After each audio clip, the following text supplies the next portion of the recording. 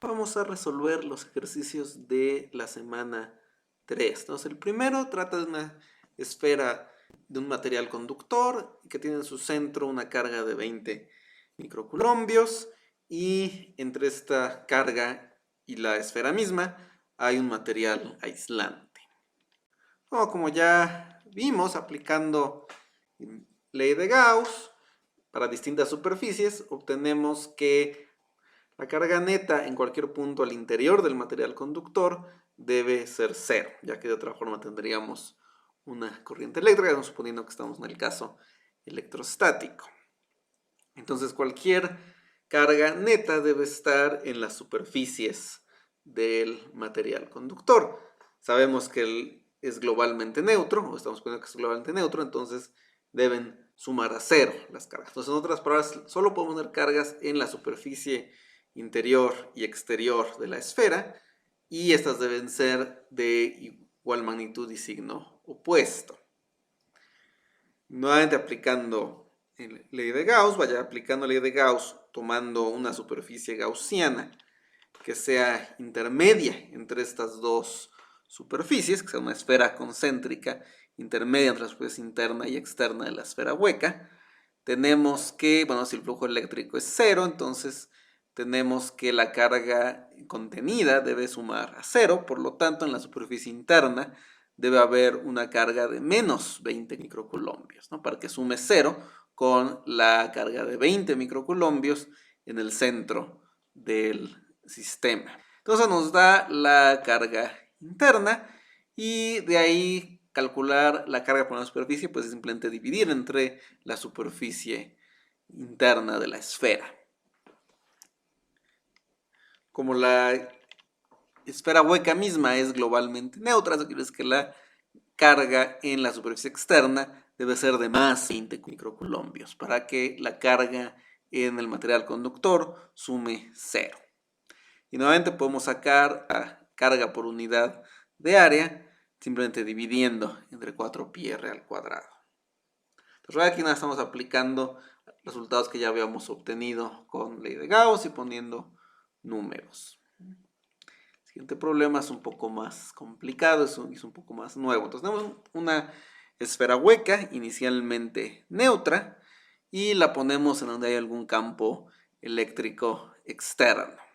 Y esto vamos a suponer que es un campo constante en el tiempo, entonces hay una respuesta de las cargas del material a este campo externo y eventualmente tenemos un caso electrostático, eventualmente se detiene, ¿no? O sea, el campo externo no está variando, entonces eventualmente se reacomodan las cargas en la esfera conductora misma y se queda en alguna configuración de equilibrio. Entonces, con la carga neta de la esfera es cero y la carga se conserva, pues esa carga debe seguir siendo cero tras aplicar el campo eléctrico externo, pero puede haber una distribución de cargas, puede haber positivas de un lado y negativas del otro. Entonces, cualitativamente al menos podemos suponer que las cargas responden al campo eléctrico como se muestra aquí esquemáticamente. Las cargas positivas, o hay cargas positivas que se desplazan hacia la derecha, cargas negativas que se desplazan hacia la izquierda, y tenemos alguna distribución de carga un poco como la que se muestra aquí. Es decir, por ejemplo, las cargas eléctricas negativas del lado izquierdo se repelen entre sí, pero esto se equilibra con el que son atraídas por el campo eléctrico externo. Entonces está en alguna configuración que equilibra esas dos fuerzas y lo mismo sucede del lado derecho. Entonces tenemos una distribución de carga que si apagáramos el campo eléctrico externo, pues se redistribuiría homogéneamente y tendríamos carga neta de cero en todas partes, pero tenemos una carga neta distinta de cero debido al efecto de este campo externo. Podemos nuevamente tomar como superficie gaussiana una esfera concéntrica que apenas incluya la superficie interna de esta esfera hueca, y por el mismo argumento que no debe haber campos eléctricos al interior del material conductor, tenemos que el flujo eléctrico neto a través de esa superficie debe también ser de cero. Entonces la carga total en la superficie interna debe ser de cero. Ahora, esto nos deja en principio dos posibilidades, ¿no? Que haya alguna distribución tal que localmente la carga no sea cero, pero que sume a cero en toda la superficie interna, o que simplemente sea neutra toda la superficie interna en todas partes. Ambas cumplirían con este requisito. Pero si estamos diciendo que el campo eléctrico a través del conductor es cero, o sea, en la parte intermedia entre estas dos superficies, en la parte donde hay material conductor, es cero, pues eso quiere decir que el campo eléctrico externo no está llegando a la superficie interna. Entonces no hay nada en esa superficie interna que provoque una distribución de cargas distinta de que todo sea neutro. Y eso nos da como resultado que entonces toda la carga eléctrica, toda la distribución de carga eléctrica que provoca este campo externo tiene que estar sobre la superficie externa de la esfera hueca, lo cual es más o menos lógico. O sea, el efecto se observa en la superficie externa, no en la interna, y este efecto viene de un campo externo. Entonces el campo externo no llega a la superficie interna debido a la condición de que el campo eléctrico en un conductor es cero, y por lo tanto la superficie interna no tiene por qué responder a un campo eléctrico que no siente. Entonces permanece neutra toda la superficie interna. Nuevamente esto nos dice que la distribución de cargas, como la que se muestra esquemáticamente en la figura 4, esas cargas deben estar en la superficie externa. O sea, aquí como está mostrado en la figura 4, deliberadamente pues no se establece en qué superficie están, pero podemos deducir de esta aplicación de la ley de Gauss que tiene que estar en la superficie externa. Y aquí se muestra básicamente la superficie gaussiana que tomamos, ¿no? De incluir solo la superficie interna y que el flujo eléctrico tiene que ser cero. Ok, entonces tenemos, si regresamos un poquito a esta figura, tenemos una distribución como esta, ¿no? Entonces esas cargas a su vez van a tener un campo eléctrico local.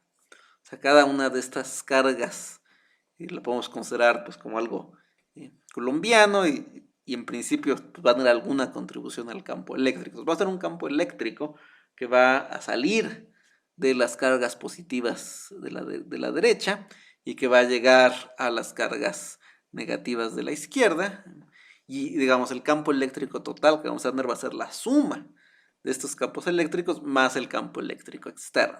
Entonces digamos para obtener una solución numérica o algebraica, pues tendremos que especificar exactamente cómo es este campo externo, no solo que sea constante en el tiempo, sino cuál es la distribución, cuál es su intensidad o cómo varía su intensidad en el espacio, etc., ¿no? Ahí tendríamos que especificar más detalles, ¿no? Lo que podemos decir así de manera semi-cualitativa es esto, ¿no? O sea, hay una redistribución de las cargas en la superficie externa de la esfera hueca en respuesta a este campo, y bueno, pues sigue la cuestión lógica, ¿no? Que hay un flujo de corriente que sigue más o menos la dirección del campo externo cuando se enciende este campo externo, cuando la esfera se coloca en este campo externo y eventualmente equilibra de alguna forma como se muestra aquí cualitativamente.